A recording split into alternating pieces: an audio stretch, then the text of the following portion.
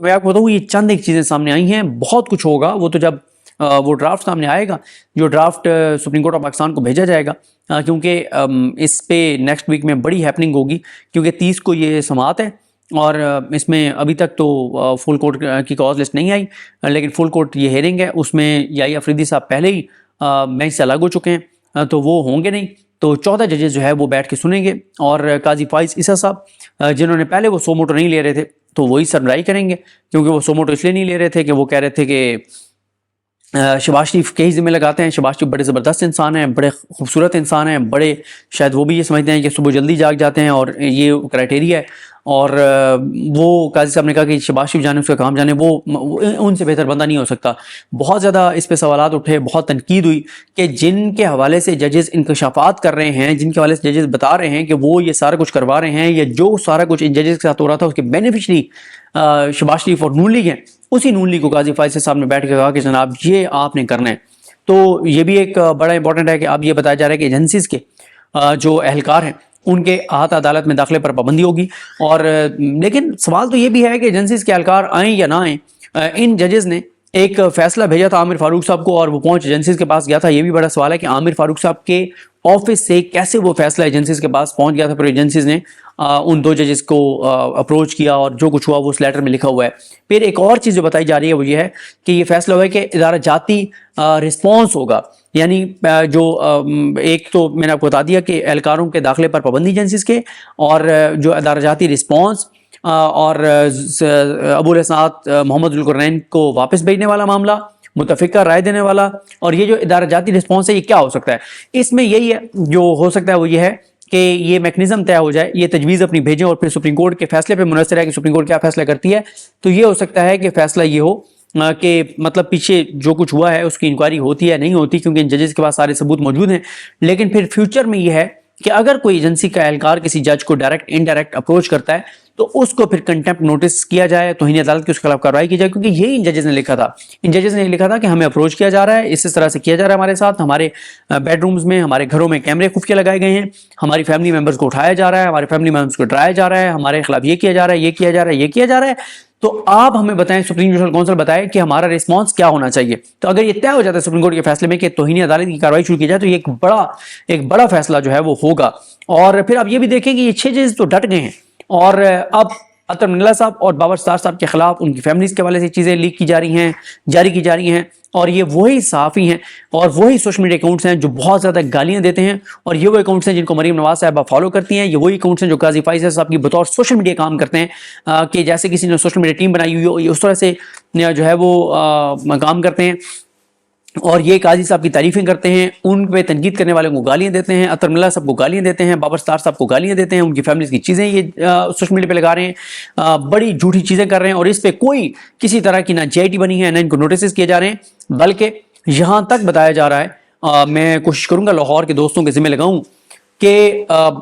अब ज़ाहिर है इतनी चीज़ें आ रही होती हैं, इसको मैं वेरीफाई करूँगा। यहाँ तक सामने चीज़ें आ रही हैं कि काजी फाइज ईसा साहब अभी जब लाहौर गए हैं तो अतर मिनल्ला साहब को गालियाँ देने वाले और बाबर सत्तार साहब के खिलाफ मुहिम चलाने वाले जो यूट्यूबर्स हैं उनके साथ भी बताया जा रहा है कि मुलाकात हुई है एक, और किसकी हुई है,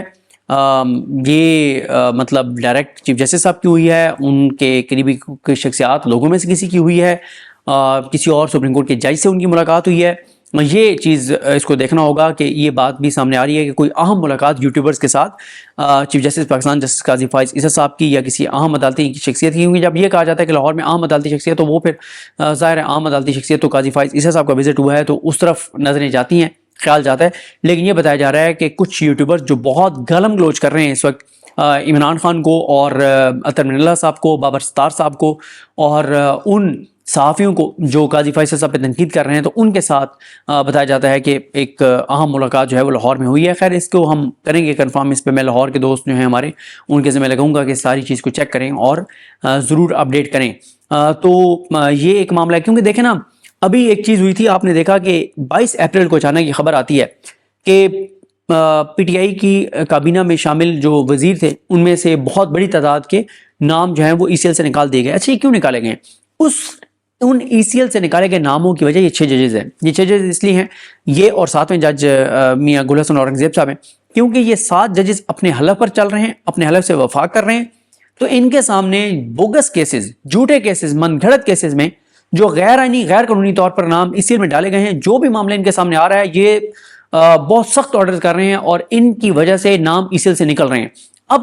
جب 4-5 لوگوں کے فیصلے آ گئے ہیں تو پی ٹی آئی کو بھی پتہ چل گیا ہے, سب کو یہ بات پتہ چل گئی ہے کہ جس کا نام بھی ای سی ایل میں ہے وہ اسلام آباد ہائی کورٹ جائے 100% اس کو انصاف ملے گا, کیونکہ یہ 6 ججز جو ہیں وہ 7 ججز جو ہیں وہ اپنے حلف سے وفا کر رہے ہیں. اور جب بھی کوئی جج حلف سے وفا کر رہا ہو تو پھر کوئی مسئلہ نہیں, آپ اس کے سامنے کیس لے کے جائیں گے, آپ کا کیس ٹھیک ہے تو آپ کے حق میں فیصلہ آئے گا. پھر آپ ایک چیز یہ بھی دیکھیں کہ ان ججز کے خلاف جو کمپین چلائی جاتی ہے کہ یہ ریلیف دے رہے ہیں, یہ ریلیف دے رہے ہیں, یہ ریلیف دے رہے ہیں, نہیں, جب کیسز ہی 100 نہیں 110% جھوٹے ہیں, جب کاروائیاں ہی جھوٹی ہیں, جب نام ہی غلط ڈالے گئے ہیں, تو ظاہر ہے انہوں نے یہی فیصلہ دینے کہ یہ غلط ہے. تو اب آپ یہ کہیں گے کہ وہ فلانا فیصلہ بھی دے دیا پی ٹی آئی کے حق میں, فلانا بھی دے دیا, فلانا بھی دے دیا, یہ بھی عمران خان کے حق میں کر دیا, یہ بھی عمران خان کے حق میں کر دیا. بھائی جب آپ عمران خان اور پی ٹی آئی کے خلاف 250-300 جھوٹے اقدامات کریں گے, جھوٹے کیسز کریں گے, تو پھر یہی ہوگا. جب 250 جھوٹے کیسز ہوں گے تو 250 فیصلے آنے ہیں ان کے حق میں, اور وہ آنے ہیں اور آئین اور قانون کے مطابق ججز نے اپنے حلف کے مطابق ان کے حق میں فیصلے دینے ہیں. ایسا نہیں ہے کہ عمران خان کو ریلیف دینے. تو یہ بڑا ایک امپورٹنٹ ہے. اچھا, اب جب انہوں نے دیکھا کہ ایک ایک کر کے نام ای سی ایل سے نکلتے جا رہے ہیں, انہوں نے ایک ہی بار ساروں کے نکال دیے, بڑی تعداد کے نکال دیے, اور کہا کہ جناب یہ ہم اس لیے نکال رہے ہیں کہ ہم بڑا یہ تاثر دیا کہ نہیں چیزیں ہم ذرا کول ڈاؤن کرنا چاہ رہے ہیں. اور پھر ایک توجہ بھی ہٹانی تھی 21 اپریل سے جو کھلواڑ ہوا ہے, جو بے شرمی کی ساری حدیں پار کی گئی ہیں, تو اس لیے جو ہے وہ یہ کیا گیا ہے. جو کچھ